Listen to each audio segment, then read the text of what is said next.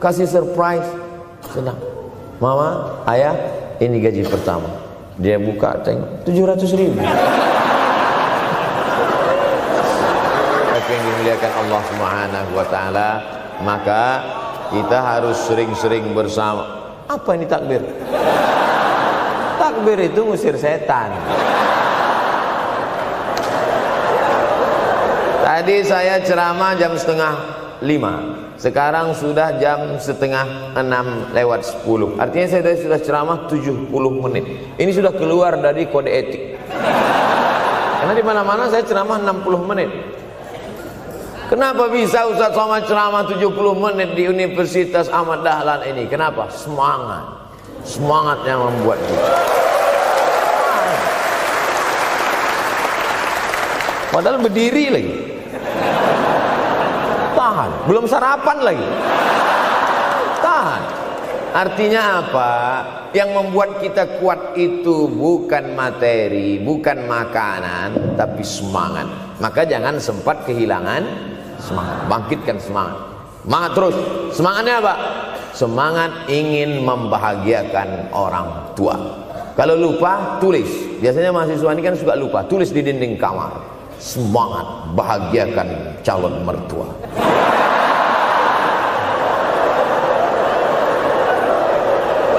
Nanti teman kos-kosan datang ngelihat, loh, kata Ustaz Somad kan orang tua, kenapa ente buat mertua? Sedangkan mertuaku saja kebahagiakan, apalagi orang tua.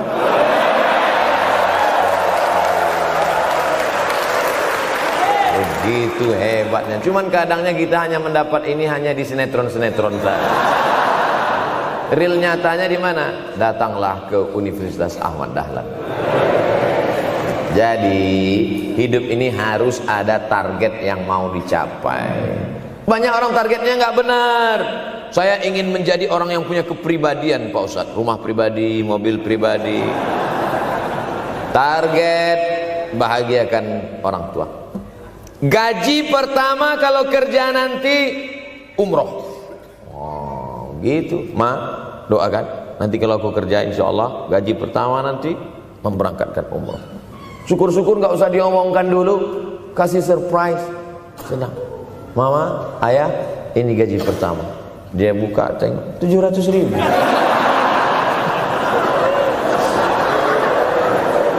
Menangis dia menerima gaji pertama itu. Bukan karena harunya sikit.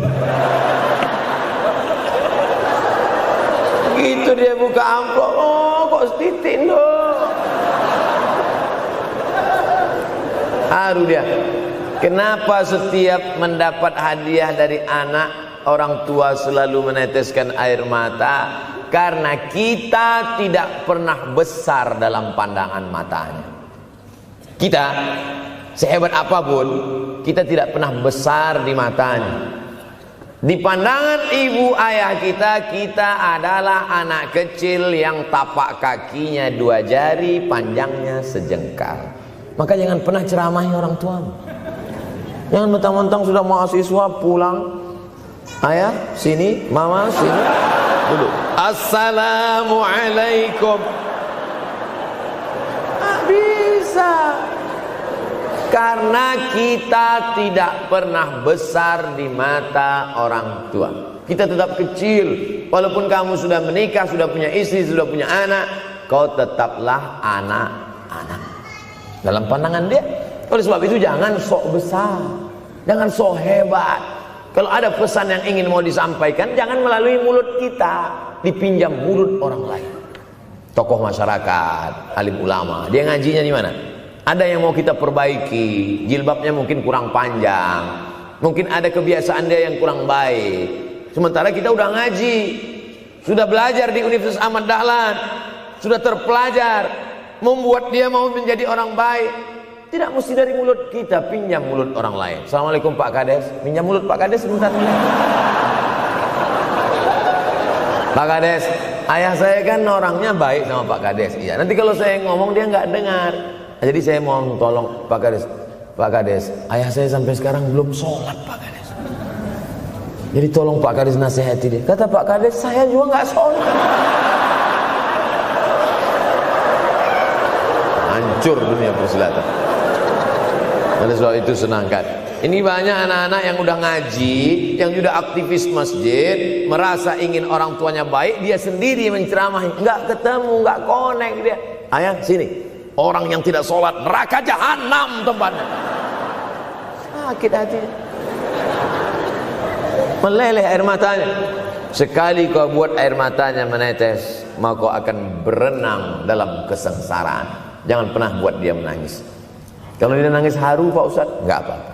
Cuman kita kan sulit membedakan mana air mata haru, mana air mata sedih.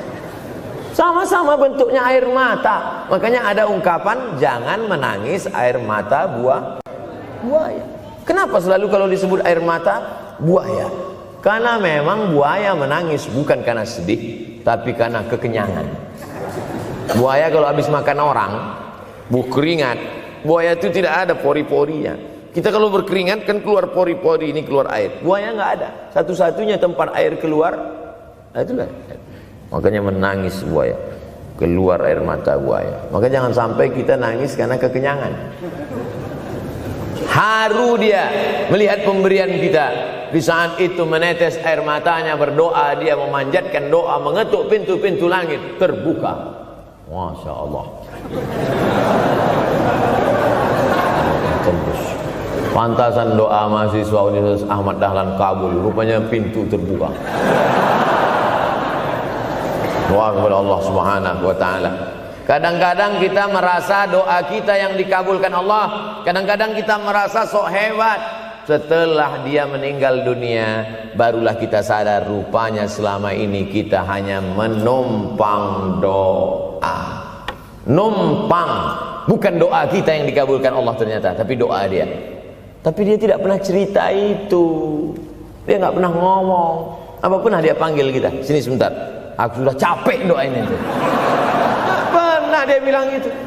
Dia cukup mengadu tengah malam, ya Allah, anakku ini jadikan dia berhasil kuliahnya, ya Allah. Sudah hampir 14 semester nggak selesai-selesai. Dia mengadu kepada Allah Subhanahu wa taala. Ma, aku susah ini sekarang. Susah kenapa? Skripsiku ditolak terus. Pembimbing kemarin itu mempersulit terus. Berdoa dia tengah malam, ya Allah, lapangkan hati pembimbing itu supaya anakku cepat, ya Allah. Kalau enggak, matikan dia, ya Allah. Kabul. 2 hari setelah itu meninggal. Tapi kita tidak bisa request.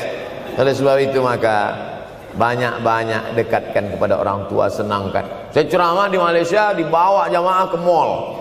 Ustaz Samad, esok kita tak ada tazkirah, tak ada tausiah. Kita nak pusing-pusing. Pusing-pusing maksudnya mutar-mutar.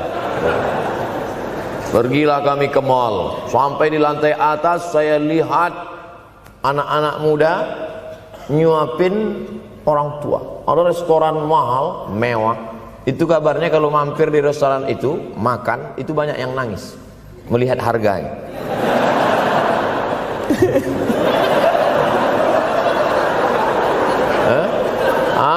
Ada saya lihat anak-anak muda yang ganteng-ganteng, perempuan yang cantik-cantik menyuap orang tua. Orang tua yang sudah tak berambut, sudah perempuan tak berambut lagi, rontok saking tuanya, kulit sudah keriput. Duduk, didorong pakai kursi roda, dibawa ke mall, sampai di itu diberikan restoran tercanggih, termahal. Dia sendiri yang menyuapkan makanan.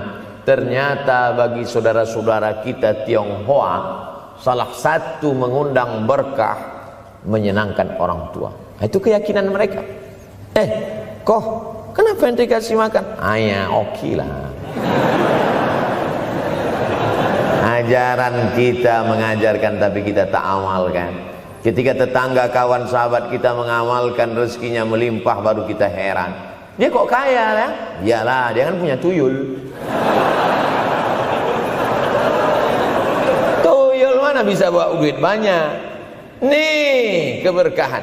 Oleh sebab itu, jangan cuma sekedar ngaji-ngaji aja. Pulang dari sini, kalau memang tinggal di Yogyakarta atau di luar nanti pas liburan, sisihkan uang, bawa dia ke mall, bawa dia ke restoran, senangkan hatinya, bawa dia jalan-jalan.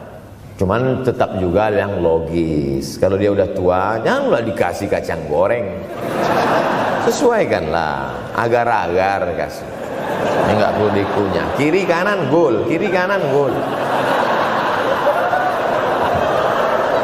Orang tua bawa kasih kacang, menyiksa itu. Saudaraku yang dimuliakan Allah Subhanahu wa taala, kenikmatan yang terbesar adalah ketika orang tua masih ada bersama kita. Kalau sudah tak ada, nanti saat Idul Fitri, Allahu Akbar, Allahu Akbar, Allahu Akbar, la ilaha, barulah menetes air mata. Mama.